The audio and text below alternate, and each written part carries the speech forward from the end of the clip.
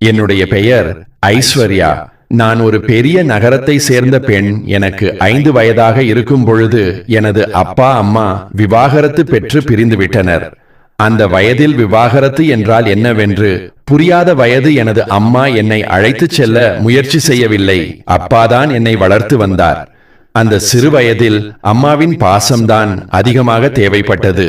ஆனால் அம்மா என்னை விட்டுவிட்டு வேறொரு இளைஞனுடன் சென்று விட்டார். அப்பா அம்மா பிரிந்த காரணத்தால் என்னுடைய வாழ்க்கை முற்றிலுமாக மாறுபட்டு விட்டது. யார் என்னை பார்த்தாலும் இவள் அம்மா இவளை விட்டுவிட்டு கள்ளக்காதலுடன் ஓடிவிட்டாள் என்று பேசிக்கொள்வார். அவர்களின் பேச்சு என் சிறு வயதையும் என் வாழ்க்கையையும் முற்றிலுமாக மாற்றிவிட்டது. எனது வாழ்க்கையில் எந்த ஒரு சந்தோஷமும் இருந்ததில்லை. எப்பொழுதும் இனம் புரியாத ஒரு கோபம் மட்டுமே இருந்து வந்தது. இதனால் கோபம் வரும் பொழுது கையில் கிடைக்கும் பொருட்களை உடைப்பது மட்டுமே வழக்கமாக கொண்டிருந்தேன். சில சமயம் என்னை பற்றி பேசும் உறவினர்களின் மண்டையை உடைக்கலாம் என்று கூட தோன்றும். ஆனால் என்ன செய்வது? என்னால் அழுவதற்கு மட்டுமே முடியும். அம்மா சென்ற பிறகு எனக்கான வேலைகளை அப்பாவே செய்து வந்தார். எங்களது வீட்டில் சித்தப்பா மற்றும் சித்தி இருந்தாலும் அவ்வளவாக நெருக்கம் இல்லை. சித்தியும் எப்பொழுதும் அம்மாவை பற்றி தவறாகவே பேசுவார்.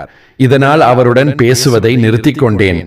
சில சமயம் சித்தப்பா அம்மாவை பற்றி பேசும் பொழுது எனக்கு என்னையும் அறியாமல் கோபம் வந்து அவரிடம் சண்டையிடுவேன்.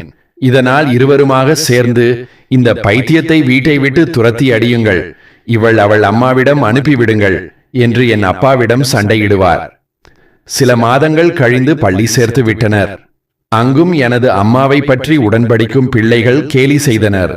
எனக்கு 9 வயதாகும் பொழுது எனது அப்பா 2வது திருமணம் செய்து கொண்டார். புதிதாக வந்த வளர்ப்பு அம்மாவும் எனக்கு இருந்த கொஞ்ச நெஞ்ச நிம்மதியையும் பறித்து விட்டார். எப்பொழுதும் என்னிடம் சண்டையிடுவது அல்லது சித்தப்பாவிடம் சண்டையிடுவதும் வழக்கமாக கொண்டிருந்தார். இப்படியாக வருடங்கள் ஓடியது. நானும் இளமை பருவத்தை அடைந்தேன். என்னுடன் சேர்ந்து எனது கோபமும் வளர்ந்தது. 2ஆம் தரமாக திருமணம் செய்து கொண்ட அப்பாவாலும் நிம்மதியாக இருக்க முடியவில்லை. காரணம், அவரது மனைவி சரியில்லாத குணத்துடன் அமைந்துவிட்டார். எப்பொழுதும் சண்டையும் சச்சரவுமாக இருந்த அவர் ஒரு நாள் அப்பாவை பிரிந்து சென்று விட்டார். அப்பாவும் எப்பொழுதும் கோபமாகவே இருந்தார். காரணம், 2 மனைவிகளும் ஏமாற்றிவிட்டு பிரிந்து சென்று விட்டார்களே என்று ஒரு நாள் அப்பாவிற்கு ஹார்ட் அட்டாக் வந்தது. பதறிப்போய் அனைவரும் மருத்துவமனைக்கு எடுத்துச் செல்ல அங்கே அவரின் உயிரும் பிரிந்து விட்டது. இது என்னை மிகவும் பாதித்தது. ஏனெனில் அந்த வீட்டில் அன்பாக இருந்த ஒரே ஆதரவு அவர்தான். அதன் பிறகு சித்தப்பாவும் சித்தியும் என்னை ஏற்றுக்கொள்ள தயாராக இல்லை. இதை சொல்லி உறவினர்கள் மூலமாக கிராமத்தில் இருக்கும் என் அப்பாவின் அம்மாவான பாட்டி வீட்டில் விட்டுவிட்டன. எனக்கு கிராமத்திற்கு செல்ல விருப்பமில்லை. ஆனாலும் வேறு வழியும் இல்லை. நானும் கிராமத்திற்கு சென்று வாழ ஆரம்பித்தேன். ஆரம்பத்தில் பிடிக்கவில்லை என்றாலும் பாட்டி என் மீது வைத்த அன்பு அக்கறையும் சிறிது சிறிதாக என்னை மாற்றியது. பாட்டிக்கு என்று தனியாக சிறு வயலும் அது மட்டும் இல்லாமல் சில வீடுகளிலும் வாடகைக்கும் விட்டிருந்தார். அதை வைத்துதான் அவர் வாழ்க்கை சென்று கொண்டிருந்தது. ஆரம்பத்தில் தன் 2 மகன்களான எனது அப்பாவும் சித்தப்பாவும் நகரத்திற்கு சென்று விட்டனர். அதன் பிறகு கிராமத்திற்கு வருவதில்லை. பாட்டிக்கு என்று பணமும் தருவதில்லை. ஆரம்பத்திலிருந்து வீட்டு வாடகைகளை வைத்தும் தன் நிலங்களில் வரும் வருமானத்தை வைத்துமே அவர் வாழ்க்கையை செல்கிறது. அப்பாவின் தங்கையான ஒரு அத்தையும் அதே கிராமத்தில்தான் வசிக்கின்றார். அவரது திருமணமும் அதே கிராமத்தில்தான் நடந்தது. அவருக்கு மகளும் உண்டு. அவள் பெயர் தேவி. அவள்தான் அடிக்கடி பாட்டியை காண்பதற்காக வீட்டிற்கு வந்து செல்வாள். அவருக்கு தேவையான உதவிகளை செய்துவிட்டு செல்வாள். நானும் சென்று விட்டதால் என்னுடனும் நன்றாக பழகுவாள். நான் கிராமத்திற்கு வந்தது அத்தைக்கு சுத்தமாக பிடிக்கவில்லை. சில சமயம் நேரடியாகவும் சில சமயம் மறைமுகமாகவும் எனது அம்மாவை பற்றி தவறாக பேசிக் கொண்டிருப்பார். நானும் கோபத்தில் பதிலுக்கு பதில் அவரிடம் பேசிக் கொண்டிருப்பேன். அப்பொழுதெல்லாம் இவளும் அவள் அம்மாவைப் போல ஓடுகாலிதான் என்று திட்டிவிடுவார். இவளை அவளது அம்மாவிடமே அனுப்பிவிடுங்கள் என்று பாட்டியிடம் கோபப்படுவார். எனது பாட்டிதான் அவரிடமும் சண்டையிட்டு எனக்கு ஆறுதல் கூறுவார். என்னால் பாட்டிக்கு தான் மன வருத்தம் உண்டானது. ஆனால் எப்பொழுதுமே என்னை அவர் விட்டுக் கொடுத்ததில்லை. யார் எதை சொன்னாலும், இவள் எங்களின் குடும்பத்தில் பிறந்தவள், எங்களின் ரத்தம், இவளை நான் தான் வளர்ப்பேன் என திட்டவட்டமாக கூறிவிடுவார். சில சமயம் நானும் யோசிப்பதுண்டு, எனது அம்மா மட்டும் சரியாக இருந்திருந்தால் மற்ற பிள்ளைகளைப் போல நானும் வளர்ந்திருக்கலாமே என்று. அப்படி இல்லை என்றாலும் போகும்பொழுது என்னையும் அழைத்து சென்றிருந்தால் கூட மற்றவர்களின் பேச்சுக்கு ஆளாகாமல் இருந்திருக்கலாம் என்று அந்த கிராமத்திற்கு வந்தும் என்னால் நிம்மதியாக இருக்க முடியவில்லை. எப்பொழுதும் எனது அறையில் முடங்கி கிடப்பேன். அப்பொழுதெல்லாம் எனக்கு ஆறுதலாக இருப்பது அத்தையின் மகளான தேவிதான். அவள் அம்மாவைப் போல இல்லை. அமைதியான குணமும் அன்பாக பேசும் திறமும் பொருந்தியிருந்தது.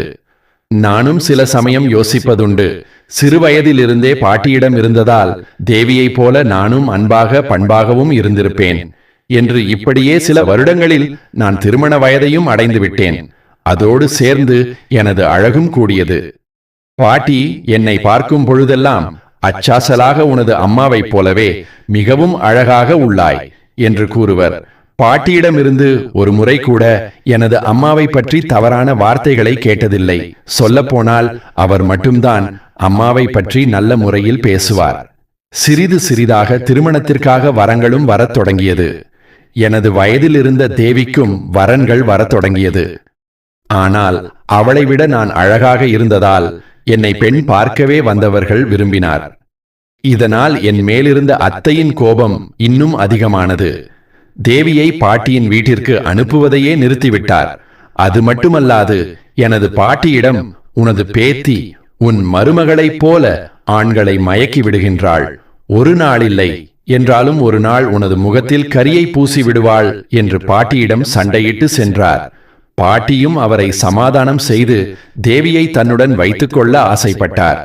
ஆனால் அத்தை அதற்கு சம்மதிக்கவில்லை. பாட்டி எனது திருமணத்தை எவ்வளவு சீக்கிரம் நடத்தி முடிக்க முடியுமோ அவ்வளவு சீக்கிரம் நடத்திவிட நினைத்தால், காரணம் அவர் உயிரோடு இருக்கும் பொழுதே எனது திருமணம் நடந்தால்தான் என்று அவருக்கு தெரியும். திடீரென அவர் இறந்தால் எனக்கு ஒன்றும் கிடைக்காமல் அனாதை ஆகி விடுவேன் என்றும் அவருக்கு தெரியும். அதன் பிறகு சில திருமணம் வரன்களும் வந்தது. ஆனால் பெண் பார்த்துவிட்டு பிறகு வேண்டாம் என்று கூறிவிடுவார். காரணம், என்னை பற்றி அந்த கிராமம் முழுவதும் எனது அத்தை கூறிவிட்டார். நானும் எனது அம்மாவைப் போல குணமுள்ளவள் என்றும் அவளை திருமணம் செய்து கொண்டால் உங்கள் குடும்பம் நாசமாகிவிடும் என்றும் இல்லாதது ஒன்றை பற்றி கூறியுள்ளார். இதனால் என்னை அந்த கிராமத்தில் திருமணம் செய்து கொள்ள எவரும் முன்வரவில்லை. அவரின் நடவடிக்கைகளை பார்த்து பாட்டிதான் கவலையடைந்தார். என் சொந்த அத்தை எதற்காக என்னை பழிவாங்குகிறார் என்று கூட தோன்றும். சில மாதங்கள் கழித்து பாட்டி என்னிடம், பாரமா, உனக்காக நான் ஒரு சம்பந்தம் பார்த்துள்ளேன். மாப்பிள்ளை பெயர் கார்த்திக். அவனும் இதே கிராமத்தைச் சேர்ந்தவன்தான். மிகவும் நல்ல பையன். எனக்கு அவனை சிறுவயதிலிருந்தே தெரியும். என்னவென்றால் அவனுக்கு முதல் திருமணமாகி 2 வருடங்கள் தான் ஆகியிருந்தது. சில மாதங்களுக்கு முன்பு அவனது மனைவி உடல்நிலை சரியில்லாமல் இறந்துவிட்டால் அவனிடமும் பேசிவிட்டேன். அவன் உன்னை திருமணம் செய்து கொள்வதற்கு சம்மதித்து விட்டான். பாட்டி, உனது நல்லதற்காக சொல்கிறேன். அவனை நீ திருமணம் செய்து கொண்டு சந்தோஷமாக வாழ்க்கையை தொடங்கு என்றார். எனக்கு இதை கேட்கும்போது அதிர்ச்சியாகவும் கவலையாகவும் இருந்தது. காரணம், எனது திருமணத்தை பற்றி நிறைய கனவுகள் கண்டதுண்டு. ஆனால் நான் எப்பொழுதுமே நினைத்து பார்த்ததில்லை, 2ஆம் தரமாக திருமணம் செய்து கொள்வேன் என்று. எனக்கும் வேறு வழியில்லை. அது மட்டுமல்லாது பாட்டி சொன்னால் சரியாக இருக்கும் என்று நம்பினேன். நானும் பாட்டியிடம் அரைகுறை மனதாக நீங்கள் சொன்னால் சரிதான் என்று சம்மதம் தெரிவித்து விட்டேன். சில நாட்களிலேயே எங்களின் திருமணமும் மிகவும் எளிய முறையில் நடந்தது. பாட்டி புகுந்த வீட்டிற்கு செல்லும் முன்பு என்னை தனியாக அழைத்து அவரிடம் இருந்த கருப்பு துணியை கொடுத்து, இது மிகவும் சக்தி வாய்ந்தது. உனக்கு சந்தோஷத்திற்காக பெரிய சாமியாரிடம் சொல்லி நான் தயார் செய்துள்ளேன். இதை உன் கணவர் உறங்கும் முன்னர் அவனது தலையணை அடியில் வைத்துவிடு. அப்படி செய்தால் உன்மேல் பாசமாகவும் உன்னை அன்பாகவும் பார்த்துக் கொள்வான். அப்படி செய்யவில்லை என்றால் அவன் உன்னை விவாகரத்து செய்து விடுவான். இன்னொரு விஷயம், அவன் எதற்காகவது கோபப்பட்டால் கூட அவனிடம் நீ அமைதியாக தான் இருக்க வேண்டும். அப்படி செய்தால் உன் சந்தோஷம் குறைவில்லாமல் இருக்கும். இந்த 2 விஷயங்களையும் நன்றாக ஞாபகம் வைத்துக்கொள் என்று என்னை ஆசிர்வதித்து அனுப்பி வைத்தார். நானும் புகுந்து வீட்டிற்கு வந்துவிட்டேன். கணவருக்காக காத்திருந்தேன். எனக்கு ஒரு புறம் கவலையாகவும் பயமாகவும் இருந்தது.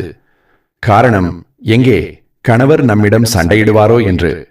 ஏனெனில் நான் அப்பா அம்மாவின் சண்டைகளையும் சித்தப்பா சித்தி சண்டைகளையும் பலமுறை பார்த்திருக்கிறேன். அவரும் என்னுடன் அதே போல நடந்து கொள்வாரோ என்று நினைத்தேன். அப்பொழுது பக்கத்து வீட்டைச் சேர்ந்த சில பெண்கள் என்னுடன் அமர்ந்திருந்தனர். அதில் ஒரு பெண், கார்த்திக் மிகவும் கோபக்காரன், பார்த்து நடந்து கொள் என்று அவளும் மேலும் பயமுறுத்திவிட்டு சென்றாள். நானும் கணவர் எந்த நிலையில் இருப்பாரோ என்று கவலையுடன் அமர்ந்திருந்தேன். சிறிது நேரத்தில் கணவரும் அறைக்குள் வந்தார். அப்பொழுது என்னிடம் எதுவும் பேசவில்லை. முகத்தை சற்று கோபமாக வைத்துக்கொண்டு, எனக்கு களைப்பாக உள்ளது, இன்று நடக்கும் எதுவும் நடக்காது, போய் படுத்து உறங்கு என்று அதட்டும் தோணியில் கூறினார். எனக்கு ஒரு நிமிடம் அதிர்ச்சியாகத்தான் இருந்தது. அவரும் சில நிமிடங்களிலேயே உறங்கிவிட்டார். அதன் பிறகு நான் தான் கவலையுடன் சிறிது நேரம் அமர்ந்திருந்தேன். அப்பொழுதுதான் பாட்டி கொடுத்த கருப்பு துணியின் ஞாபகம் வந்தது. உடனடியாக பையிலிருந்து எடுத்து அவரின் தலையணைக்கடியில் வைத்தேன். பின்பு நானும் எப்பொழுதும் போல உறங்கினேன். மறுநாள் காலை எனக்கு முன்னரே கணவர் எழுந்துவிட்டார். கணவர் பிறகு என்னிடம், நேற்று இரவு எனக்கு மிகவும் களைப்பாக இருந்தது, அதனால்தான் உன்னிடமும் சரியாக பேச முடியவில்லை, என்னை மன்னித்துவிடு என்று அன்பாக பேசத் தொடங்கினார். பின்பு அங்கு உள்ளவர்களை பற்றியும் பக்கத்து வீட்டில் உள்ளவர்களை பற்றியும் ஒவ்வொன்றாக பேசிக் கொண்டிருந்தார். அவர் பேச பேச எனக்கு ஆச்சரியமாக இருந்தது. இரவில் பார்த்த கணவர் இப்பொழுது வேறு மாதிரியாக தெரிந்தார். நானும் ஒரு கட்டத்தில் இது பாட்டி கொடுத்த கருப்பு துணியின் அதிசயம்தான் என்று நம்பத் தொடங்கினேன். இப்படியாக எங்களின் திருமண வாழ்க்கையும் சில மாதங்களை கடந்துவிட்டது. நான் வாழ்க்கையில் அதிகமாக சந்தோஷம் எதுவும் அனுபவிக்காதவள். ஆனால் இந்த சில மாதங்களில் கணவருடன் மிகவும் சந்தோஷமாக இருந்தேன். கணவர் என்னை அளவுக்கு அதிகமாகவே என்னை நேசிக்கத் தொடங்கினார். நானும் அவரிடம் நெருக்கமாகவும் அவரை விட்டு பிரியாமலும் இருக்கவே ஆசைப்பட்டேன். சில நாட்கள் கழித்து நானும் கர்ப்பமடைந்தேன். இந்த விஷயத்தை கணவரிடம் தெரிவித்து அவரும் அளவில்லாத சந்தோஷம் அடைந்தார். முன்பை விட அதிகமாக என்னை கவனித்துக் கொண்டார். வீட்டிலுள்ள அனைத்து வேலைகளையும் அவரே பார்க்கத் தொடங்கினார். அவரின் அன்பு என்னை மெய்சிலிர்க்க வைத்தது. நானும் பாட்டி சொன்னது போலவே தினமும் அவரின் தலையணைக்கடியில் துணியை வைத்துவிட்டு படுப்பதை வழக்கமாக வைத்திருந்தேன். ஒரு நாள் கணவர் உறங்குவதற்கு முன்பே அசதியின் காரணமாக உறங்கிவிட்டேன். அந்த கருப்பு துணி வைப்பதற்கு மறந்துவிட்டேன். மறுநாள் எழுந்து பார்க்கும் பொழுதுதான் ஞாபகம் வந்தது. அதை நினைத்து நான் பெரிதும் கவலை அடைந்தேன். காரணம், அந்த கருப்பு துணியை வைக்கவில்லை என்றால் கணவர் என்னை விவாகரத்து செய்து விடுவார் என்று பாட்டி கூறியிருந்தார். நானும் குழம்பி போய் என்ன செய்வதென்று புரியாமல் சிறிது நேரம் வரை அமைதியாக அமர்ந்திருந்தேன். பிறகு தூக்கத்திலிருந்து எழுந்த கணவரும் நான் கவலையாக இருப்பதை கவனித்து என்னிடமும் என்னவென்று விசாரிக்க நானும் உடல்நிலை சரியில்லை என்பதை போல பதில் கூறினேன். அவரும் ஒன்றும் பேசாமல் அமைதியாக இருந்துவிட்டார். பிறகு சிறிது நேரம் கழித்து, உனக்கு வேண்டிய துணிமணிகளை எடுத்து வை, நான் உன்னை உனது பாட்டியின் வீட்டில் விடப்போகிறேன் என்றார். ஏற்கனவே குழப்பத்தில் இருந்த எனக்கு அவர் கூறியதை கேட்டு மேலும் அதிர்ச்சியாகவும் கவலையாகவும் இருந்தது. காரணம், எங்கே அவர் என்னை விவாகரத்து செய்து விடுவாரோ என்று நானும் ஒன்றும் பேசாமல் அமைதியாக அமர்ந்திருக்க, பின்பு கணவர் கோபத்துடன் சில துணிமணிகளை பையில் எடுத்து வைத்து உடனடியாக கிளம்பு என கோபப்பட்ட நானும் என்ன செய்வதென்று புரியாமல் கிளம்பிவிட்டேன். அவரும் சொன்னது போலவே பாட்டி வீட்டில் விட்டுவிட்டு சென்றார். போகும்பொழுது அவரிடம் எப்பொழுது என்னை அழைக்க வருவீர்கள் என்று கேட்க அதற்கு பதில் எதுவும் கூறாமல் கோபமாக சென்று விட்டார். எனக்கு இது மேலும் கவலை அளித்தது. என்னை பார்த்து பாட்டியும் மிகவும் சந்தோஷமடைந்தார். நானும் கர்ப்பமாக இருக்கும் விஷயத்தை அவரிடம் சொல்ல அவரும் மிகுந்த சந்தோஷமடைந்தார். பிறகு சில நிமிடங்கள் வரை பேசிக் கொண்டிருந்தோம். பாட்டியும் எனக்கு பிடித்தமான உணவுகளை செய்து கொடுத்தார். இருந்தாலும் என் மனதில் இருந்த கவலை என் முகத்தில் தெரியவே பாட்டி அதை பற்றியும் கேட்க ஆரம்பித்தார். அவர் அப்படி கேட்டதும் எனக்கு தானாகவே அழுகை வந்தது. பின்பு பாட்டியை கட்டிப்பிடித்துக் கொண்டு, பாட்டி, நீங்கள் சொன்னது போலவே செய்து வந்தேன். ஆனால் நேற்று அந்த கருப்பு துணியை எனது கணவரின் தலையணை அடியில் வைப்பதற்கு மறந்துவிட்டேன். அதனால் என்னை கணவர் இங்கு விட்டுவிட்டு சென்று விட்டார். எனக்கு பயமாக உள்ளது. என்னை விவாகரத்து செய்து விடுவாரோ என்று கூறினேன். பாட்டியும் அதை கேட்டுவிட்டு சில நிமிடங்களுக்கு பிறகு சிரிக்கத் தொடங்கினார். எனக்கு குழப்பமாக இருந்தது. எனது கவலைகளை பற்றி சொல்லும் பொழுது எதற்கு பாட்டி சிரிக்கிறார் என்று. பிறகு பாட்டி என்னிடம், பாரமா, அந்த துணியில் மந்திரமும் இல்லை, தந்திரமும் இல்லை.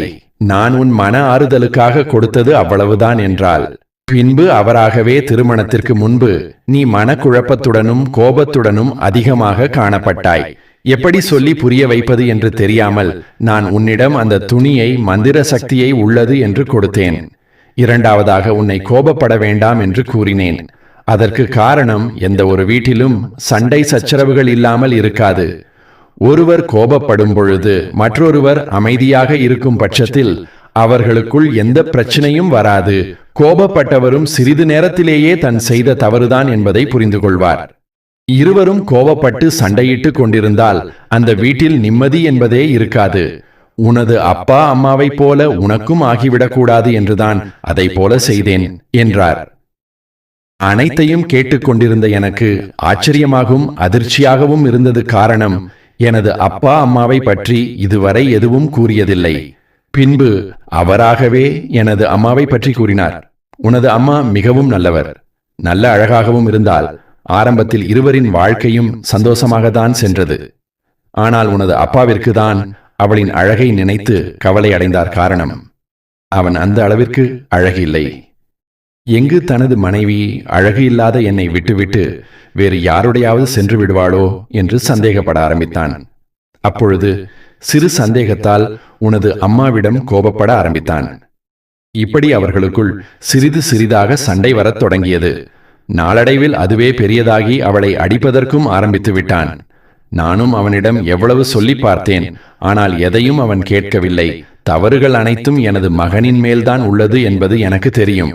ஒரு கட்டத்தில் உன் அம்மாவும் இந்த நரகத்தில் வாழ்வதை விட அவன் சொன்னது போலவே வேறு ஒருவனோடு சென்று தனது சந்தோஷமான வாழ்க்கையை வாழலாம் என்று முடிவு எடுத்துவிட்டால், அப்படி அவளோடு சென்றவன் வேறு யாரும் அல்ல, உனது அத்தையின் கொழுந்தன்தான். இதனால்தான் உனது அத்தையின் வீட்டிலும் அவளுக்கு தொந்தரவுகள் தர ஆரம்பித்தன. இதனால்தான் அத்தை இன்று வரை உன்மேல் கோபமாக உள்ளார் என்றார். இதை கேட்டுக்கொண்டிருந்த எனக்கு அம்மாவுக்கு நடந்து கொடுமைகளை நினைத்து என்னையும் அறியாமல் கண்ணீர் விடத் தொடங்கியது. அத்தைக்கும் என் அம்மாவால் அவமானம் ஏற்பட்டதை நினைத்து கவலையாக இருந்தது. பின் என் பாட்டி என்னிடம், நீ ஒன்றும் கவலைப்படாதே, உன் கணவன் உன்னை எல்லாம் விவாகரத்து செய்ய மாட்டான். என்னிடம் 2-3 நாட்களுக்கு முன்பே சொல்லிவிட்டுதான் சென்றான். அவளுக்கு சற்று ஓய்வு தேவை. அதனால் உங்கள் வீட்டில் சில நாட்கள் இருக்கட்டும் என்று, எவ்வளவு நாட்கள் வேண்டுமானாலும் நீ இங்கு இருக்கலாம் என்றார். எனக்கு அப்பொழுதுதான் நிம்மதியாகவும் சந்தோஷமாகவும் இருந்தது. எனது அம்மாவையும் அத்தையையும் நினைத்து சற்று கவலையாகவும் இருந்தது. என்னால் அம்மாவின் வாழ்க்கையை மாற்ற முடியாது. ஆனால் அத்தையிடம் நான் இவ்வளவு நாள் அவரிடம் நடந்து கொண்டதற்கு மன்னிப்பு கேட்கலாம் என்று தோன்றியது. சிறிது நேரத்தில் பாட்டியிடம் சொல்லிவிட்டு அத்தையின் வீட்டிற்கு சென்றேன். அப்பொழுதும் அவர் என் மேல் கோபமாகத்தான் இருந்தார். நடந்ததை அனைத்தையும் கூறி மன்னிப்பு கேட்க அவரும் சற்று மனம் இறங்கி வந்தார். பிறகு இவ்வளவு நாள் தேக்கி வைத்திருந்த அன்பை என் மேல் பொழிய தொடங்கினார். அவரின் மகளிடமும் சிறிது நேரம் பேசியிருந்து விட்டு பாட்டி வீட்டிற்கு வந்துவிட்டேன். 2 நாட்களுக்கு பிறகு கணவர் என்னை அழைப்பதற்கு வந்தார். பாட்டியும் அத்தையும் என்னை சந்தோஷமாக வழி அனுப்பி வைத்தார். நானும் கணவர் வீட்டில் மிகவும் சந்தோஷமாக உள்ளேன். அதன் பிறகு கூட எங்களுக்கு 2 குழந்தைகள் பிறந்தது. சில வருடங்கள் கழித்து பாட்டி வயது மூப்பின் காரணமாக இறந்துவிட்டார். அவர் இறக்கும் முன்னர் அப்பாவிற்கு சேர வேண்டிய அனைத்து பங்குகளையும் என் பேரில் எழுதிவிட்டுதான் சென்றாள். இப்பொழுது நானும் கணவரும் எந்த குறையும் இன்றி மகிழ்ச்சியாக வாழ்ந்து வருகின்றோம். கோயம்புத்தூரில் ஒரு பகுதியில் வாழ்ந்து வந்த ஒரு குடும்பத்தின் தலைவர் ராஜேஷ். அவர் குடும்பத்தில் அவருடைய மகன் ராக்கி, மருமகள் ராதிகா ஆகியோர் இருந்தனர். ராக்கி வெளிநாட்டில் தங்கி வேலை செய்து கொண்டிருந்தான். அதே சமயம் வீட்டில் ராதிகா மற்றும் அவளுடைய மாமனார் ராஜேஷுடன் வசித்து வந்தார். அவள் மாமியார் பல ஆண்டுகளுக்கு முன்பே இறந்துவிட்டார். அவர்களின் வீடு மிகவும் பெரியது. மேலும் வீட்டு வேலைகளை செய்ய அவர்கள் ஒரு வேலைக்காரியையும் வைத்திருந்தனர். இந்த விதமாக ராஜேஷின் குடும்பம் நிம்மதியாக தங்கள் வாழ்க்கையை வாழ்ந்து கொண்டிருந்தது. மகனின் வருமானத்தால் வீட்டில் பணத்திற்கு எந்த குறையும் இல்லை. எல்லாம் நன்றாக போய்க் கொண்டிருந்தது. ஆனால் ஒரு நாள் திடீரென்று வீட்டில் மருமகளான ராதிகா சந்தைக்கு செல்ல முடிவெடுக்கின்றாள். அவள் சந்தையில் காய்கறிகள் மற்றும் எல்லா பொருட்களையும் வாங்கி வந்தாள். மாலையில் வீட்டிற்கு திரும்பினால் அவள் வீட்டிற்குள் காலடி எடுத்து வைத்ததும் வீட்டின் முன் கதவு திறந்திருப்பதை காண்கின்றாள். அவள் மெதுவாக உள்ளே நுழைகின்றாள். வீட்டில் யாரும் இல்லை என்பதை கவனிக்கின்றாள். அவள் தன் மாமனாரின் அறையை நோக்கி செல்கிறாள். அறைக்கு அருகில் சென்றதும் உள்ளே இருந்து விசித்திரமான சத்தங்கள் அவளுக்கு கேட்கின்றன. ராதிகா அதிர்ச்சி அடைகின்றாள். இந்த சத்தங்கள் யாருடையதென்று யோசிக்கிறாள். மெதுவாக அவள் அறைக்குள் பார்க்க முயற்சிக்கின்றாள். அவள் அந்த அறையை பார்த்தவுடன் அவள் காலடியில் இருந்த தரை நழுவி போகிறது. அவள் பார்த்ததை அவளுடைய கண்களால் நம்ப முடியவில்லை. அறையில் உள்ள ராதிகாவின் மாமனாரும் வீட்டு வேலைக்காரியும் சிரித்து பேசிக்கொண்டே இருந்தார்கள். இதை பார்த்த ராதிகா அதிர்ச்சி அடைகின்றாள். அவள் யாரிடமும் எதுவும் சொல்லாமல் சமையலறைக்கு சென்று காய்கறிகள் பையை வைத்துவிட்டு பிறகு தன் அறைக்கு செல்கின்றாள். ஆனால் அவள் பார்த்தது அவள் மனதில் தொடர்ந்து வந்து கொண்டே இருக்கிறது. அவள் யோசிக்கின்றாள். ராதிகாவின் மாமன் 50 வயது உடையவர். இந்த வயதில் அவர் வேலைக்காரியை காதலித்துக் கொண்டிருந்தார். மெதுவாக இரவு நேரம் வந்துவிடுகிறது. ராதிகா சமையலறையில் உணவு தயாரிக்கின்றாள். ஆனால் உணவு சமைக்கும் போதும் அவள் மாமாவை பற்றிய நினைத்துக் கொண்டிருக்கின்றார். உணவு தயாரித்து தன் மாமனாருக்கு கொடுக்கின்றாள். இருவரும் சாப்பிடுகிறார்கள். சாப்பிட்ட பிறகு வீட்டு வேலைகள் அனைத்தும் முடித்து விடுகின்றன. ராதிகா தன் அறைக்கு செல்கின்றாள். ஆனால் இந்த இரவு ராதிகாவுக்கு தூக்கம் வரவில்லை. அவளுக்கு தொடர்ந்து மாமனாரின் நினைவுகள் வந்து கொண்டே இருந்தது. இரவு சுமார் 1 மணி ஆகின்றது. ராதிகாவின் மனதில் அமைதியின்மை அதிகரிக்க தொடங்குகிறது. அவளுடைய மனம் உள்ளுக்குள் உற்சாகமாகிக் கொண்டிருந்தது. ஆனால் என்ன செய்ய வேண்டும் என்று அவளுக்கு புரியவில்லை. பிறகு ஒரு யோசனை அவள் மனதில் வருகின்றது. என் மாமனார் ஒரு வேலைக்காரியை காதலிக்கின்றார். நானும் ஏன் மாமாவை காதலிக்க கூடாது என்று நினைக்கின்றாள். ராதிகாவின் கணவர் வெளிநாட்டில் வேலைக்கு சென்று 1 வருடத்திற்கு மேல் ஆகிவிட்டது. ராதிகா கடந்த 1 வருடமாக தனியாக தான் இருக்கின்றாள். ராதிகாவின் கணவர் அவளுடன் பேசுவதற்கு கூட நேரம் கொடுக்காமல் பணம் சம்பாதிக்கும் குறிக்கோளாக வெளிநாட்டில் இருந்தான். இப்போது அவள் தன்னுடன் பேச ஒரு துணையை தேடுகிறாள். எதை பற்றியும் யோசிக்காமல் தன் அறையில் இருந்து வெளியே வந்து மாமனார் அறைக்கு செல்கின்றார். மாமனார் அறையில் தூங்கிக் கொண்டிருந்தார். ஆனால் ராதிகா அமைதியாக அவர் அருகில் சென்று பிறகு அவள் தன் மாமனாரை எழுப்பினாள். இதை பார்த்த ராதிகாவின் மாமனார் விழித்துக் கொண்டு, மருமகளே, இங்கே என்ன செய்கின்றார்? ஏன் என் அறைக்கு வந்தாய் என்று கேட்கின்றார். ராதிகா தன் மாமனாருடன், நீங்கள் வேலைக்காரியை காதலிப்பது எனக்கு தெரியும். இதனால் தான் நான் உங்கள் அறைக்கு வந்தேன் என்று கூறுகிறாள். ராதிகாவுக்கு எல்லா உண்மையும் தெரிந்துவிட்டது என்று மாமனார் புரிந்து கொள்கின்றார். மருமகள் ராதிகா சொன்னால், மாமா, உங்கள் பையன் வெளிநாட்டில் பணம் சம்பாதிப்பதிலேயே லட்சியமாக இருக்கின்றார். என்னை பற்றி அவர் கண்டு கொள்ள மாட்டேங்கிறார். எனக்கு இப்போது உங்களை பிடித்துள்ளது. நான் உங்களை காதலிக்கிறேன் என்று ராதிகா தன் மாமனாரிடம் சொன்னாள். மாமனாரும் அவளுடைய கவலையை புரிந்து கொண்டு அவளுடைய காதலை ஏற்றுக்கொள்கின்றார். இப்போது மருமகளும் மாமனாரும் காதலித்து வருகின்றனர். இது இப்போது தினசரி வழக்கத்தின் ஒரு பகுதியாகி விடுகிறது. ஒரு நாள் காலை வீட்டு வேலைக்காரி வேலைக்கு வந்து ராதிகா மாமனாரிடம் பேச போகும்போது அவள் மாமனாரின் மனநிலை எதுவுமே வேலைக்காரிடம் பேசுவதாக இல்லை என்பதை வேலைக்காரி பார்க்கின்றாள். இதை பார்த்தவள் ஆச்சரியப்படுகின்றாள். என் முதலாளிக்கு என்ன ஆயிற்று என்று யோசிக்கிறாள். முன் அவர் என்னை அளவுக்கு அதிகமாக காதலித்தார். அவரிடம் பேசின பிறகுதான் நான் வீட்டுக்கு வேலை செய்வேன். இன்று அவருக்கு என்ன ஆயிற்று என்று நினைத்தாள். அதன் பிறகு அந்த வேலைக்காரி தன் முதலாளியிடம் அதிகம் கேள்வி கேட்காமல் தன் வேலைகளை செய்துவிட்டு வீட்டிற்கு சென்று விடுகின்றாள். இதேபோல் சுமார் 2-3 நாட்கள் கடந்து செல்கின்றன. ஆனால் வேலைக்காரியின் முதலாளி அவளை பார்க்கவோ பேசவோ எதுவும் சொல்லவோ இல்லை. இப்பொழுது அந்த வேலைக்காரிக்கு சந்தேகம் வர ஆரம்பிக்கிறது. வேறு ஏதோ விஷயம் இருக்கிறது என்று நினைக்கின்றாள். இப்போது அந்த வேலைக்காரி தன் முதலாளியின் மீது கண் வைக்க ஆரம்பிக்கின்றாள். ஒரு நாள் அவள் திடீரென்று சீக்கிரமாக வேலைக்கு வருகிறாள். இப்போது அவள் வேலை செய்ய வரும்போது வீட்டின் உள்ளே செல்கின்றாள். அமைதியாக உள்ளே சென்று எல்லா இடங்களிலும் பார்க்கின்றாள். அவள் தன் முதலாளியின் அறைக்கு செல்லும்போது அங்கே முதலாளியும் அவருடைய மருமகளும் பேசிக் கொண்டிருப்பதை கேட்கின்றார். ராதிகா சொல்கின்றான், மாமா, நான் உங்களை என் உயிரினும் மேலாக உங்களை காதலிக்கின்றேன் என்றாள். இதை கேட்ட பிறகு அந்த வேலைக்காரிக்கு தன் முதலாளி ராஜேஷ் ஏன் அவளிடம் பேசவில்லை, ஏன் அவளை கண்டுகொள்ளவில்லை என்று புரிகிறது. இதையெல்லாம் வேலைக்காரி பார்த்த பிறகு அவர்கள் காதல் பற்றி அவள் யாரிடமும் எதுவும் சொல்லவில்லை. அந்த வீட்டின் மருமகள் ராதிகாவிடமோ அல்லது அந்த வீட்டின் முதலாளி ராஜேஷ் இடமோ எதுவும் சொல்லவில்லை. அவள் தன் வேலையை செய்கின்றாள். வேலை முடிந்து வீட்டிற்கு சென்று விடுகின்றாள். இப்போது இதேபோல் ஒரு நாள் அவள் வேலை செய்ய வரும் பொழுது ராதிகா வீட்டில் இல்லை, எங்கோ சென்றிருந்தால். அந்த வேலைக்காரி தன் முதலாளியின் அறைக்கு சென்று அவரிடம் எனக்கு கொஞ்சம் பணம் தேவை, நீங்கள் பணத்தை கொடுங்கள் என்று கேட்டால் ராஜேஷ் மறுத்துவிட்டார். இப்பொழுது என்னிடம் பணம் இல்லை, உனக்கு மாத சம்பளம் வரும்போதுதான் நான் உனக்கு பணம் கொடுப்பேன் என்று கூறுகிறார். வேலைக்காரி முதலாளி பணம் கொடுக்க மறுக்கும்போது அவள் கோபமடைந்து, உங்களுக்கு யாரும் இல்லாதது போது நான் உங்களுக்கு ஆதரவாக இருந்தேன், உங்கள் உலகம் நானாக இருந்தேன்.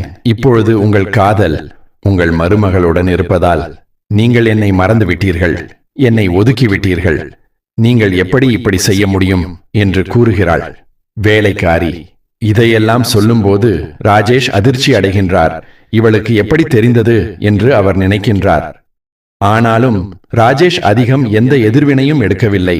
அவர் அவள் பேச்சை புறக்கணித்துவிட்டு, போய் உன் வேலையை மட்டும் கவனி, உன் வேலையை முடித்துவிட்டு இங்கிருந்து கிளம்பு, நீ அதிகமாக எதுவும் சொல்ல தேவையில்லை என்று கூறுகிறார். அந்த வேலைக்காரி மிகவும் கோபமாக இருக்கின்றாள். ஆனால் அவள் அந்த வீட்டை விட்டு போகவில்லை, வேலை செய்கின்றாள். மேலும் தொடர்ந்து வந்து போய்க் கொண்டிருக்கின்றாள். இதேபோல் நேரம் கடந்து செல்கிறது. அந்த வேலைக்காரி மீண்டும் வேலை செய்ய வருகின்றாள். வீட்டின் வேலைகள் அனைத்தும் செய்கின்றாள். வேலை செய்த பிறகு மாலை 7 மணி ஆகிவிட்டது. வீட்டின் உணவு அனைத்தும் தயாராகிவிட்டன. இப்போது அந்த வேலைக்காரியிடம் அவளுடைய முதலாளி எனக்காக தேநீர் போட்டு வைத்துவிட்டு போ என்று கூறுகிறார். அந்த வேலைக்காரி தேநீர் போட்டு வைத்துவிட்டு அதில் சில விஷ பொருட்களை கலைக்கின்றார். அது யாராவது குடித்தால் அவர்கள் இறந்து விடுவார்கள். இப்போது அதேதான் அந்த முதலாளிக்கும் நடக்கிறது. இரவு உணவை சாப்பிட்டுவிட்டு தேநீர் குடிக்கும் பழக்கம் அவருக்கு இருந்தது. அவர் மேஜை மீது வைத்திருந்த தேநீரை எடுத்து குடிக்கின்றார். தேநீர் குடித்த பிறகு சிறிது நேரம் அங்கும் இங்கும் நடக்கின்றார். பிறகு தன் படுக்கையில் படுத்துக் கொள்கின்றார். அன்றிரவு ராஜேஷ் தேநீரை குடித்துவிட்டு தன் படுக்கையில் தூங்கும் போது அவர் தூங்கிக் கொண்டே இருக்கின்றார். காலை ஆகிவிட்டது. காலை சுமார் 8 அல்லது 9 மணி இருக்கும். ஆனால் ராஜேஷ் எழுந்திருக்கவில்லை. இப்போது அவருடைய மருமகள் ராதிகா தன் மாமனாரை எழுப்புவதற்காக அவர் அறைக்கு செல்கின்றாள். அவள் மாமனாரின் அறைக்கு செல்லும் போது தன் மாமனார் இறந்து கிடப்பதை பார்க்கின்றாள். தன் மாமனாரை இந்த நிலையில் பார்த்தவுடன் அவள் சத்தம் போட ஆரம்பிக்கின்றாள். மிகவும் அழுது கத்துகிறாள். ஆனால் சுற்றியுள்ளவர்கள் வந்து விடுகிறார்கள். இப்போது வீட்டில் கூட்டம் கூடி விடுகிறது. அதில் யாரோ ஒருவர் போலீசுக்கு தகவல் கொடுக்கின்றார். இப்போது காவல்துறையினர் சம்பவ இடத்திற்கு வந்து முழுமையாக விசாரணை செய்கின்றார்கள். அதன் பிறகு இறந்த உடலை உடல்கூறு ஆய்வுக்காக அனுப்புகிறார்கள். அதற்கிடையில் ராகிக்கும் தகவல் சென்று விடுகிறது. ராக்கியும் வெளிநாட்டில் இருந்து வந்து விடுகின்றான். உடற்கூறு ஆய்வு முடிந்த பிறகு இறந்த உடல் அவருடைய வீட்டிற்கு திரும்ப அனுப்பப்படுகிறது. இறுதி சடங்கும் நடந்து விடுகிறது. இப்போது அறிக்கை வந்தபோது அதில் அவருடைய மரணம் ஏதோ விஷப் பொருட்களால் நிகழ்ந்துள்ளது என்று இருந்தது. காவல்துறை அதிகாரி ராஜேஷ் வீட்டிற்கு வந்து அவருடைய மருமகளிடம் விசாரிக்க ஆரம்பித்தார்கள். ராஜேஷின் மருமகள் ராதிகா பல விஷயங்களை சொன்னாள். அவர் சொன்னதாவது, அவர்கள் வீட்டில் வேலை செய்ய ஒரு வேலைக்காரி வருவாள். அவள்தான் தேநீர் செய்தால் அவளுடைய மாமனார் அந்த தேநீரை குடித்துவிட்டு இரவு தூங்க முயற்சித்தார். ஆனால் காலையில் அவர் எழவே இல்லை, இறந்து கிடந்தார் என்று கூறினார் காவல்துறையினர். இதை கேட்டவுடன் அவர்கள் அந்த வேலைக்காரியின் முகவரியை கேட்கின்றார்கள். மருமகள் அந்த வேலைக்காரியின் முகவரியை கொடுத்து விடுகிறாள். காவலர்கள் அங்கே சென்று விடுகிறார்கள். காவலர் வேலைக்காரியின் வீட்டிற்கு செல்லும் போது அவள் மிகவும் நடுங்கிக் கொண்டிருந்தார். ஏதோ தவறு நடந்திருக்கிறது என்று காவலாளர்களுக்கு தெரிந்து விடுகிறது. போலீஸ் அவளை பிடித்து காவல் நிலையத்திற்கு அழைத்து சென்று காவல் நிலையத்தில் விசாரித்தபோது அவள் இறுதியாக ஒப்புதல் வாக்குமூலம் அளித்தாள். நான் தான் என் முதலாளியை கொன்றேன், அவருடைய தேநீரில் விஷப் பொருட்களை கலந்து விட்டேன் என்று சொன்னால், நீ ஏன் அப்படி செய்தாய் என்று போலீஸ் கேட்டபோது வேலைக்காரி பதிலளித்தாள், என் முதலாளிக்கும் எனக்கும் இடையே காதல் இருந்தது. அவர் என்னுடன் பேசிக் கொண்டிருக்கும்போது எல்லாம் சரியாக இருந்தது. ஆனால் பிறகு அவர் தன் மருமகளை காதலித்தார். என்னை முற்றிலும் புறக்கணிக்க ஆரம்பித்தார். இதையெல்லாம் என்னால் தாங்க முடியவில்லை. அதனால்தான் நான் அவரை கொல்ல திட்டமிட்டு அவரை கொன்றுவிட்டேன். இதையெல்லாம் கேட்ட பிறகு காவலர்கள் அவளை கைது செய்து சிறைக்கு அனுப்பினர். அதன் பிறகு ராக்கி ராதிகா தனியாக இருக்க வேண்டாம் என்று தன் சொந்த ஊரில் இருக்கும் சொத்துக்கள் எல்லாம் விற்றுவிட்டு வெளிநாட்டில் சென்று தன் மனைவியுடன் தங்கிவிட்டான்.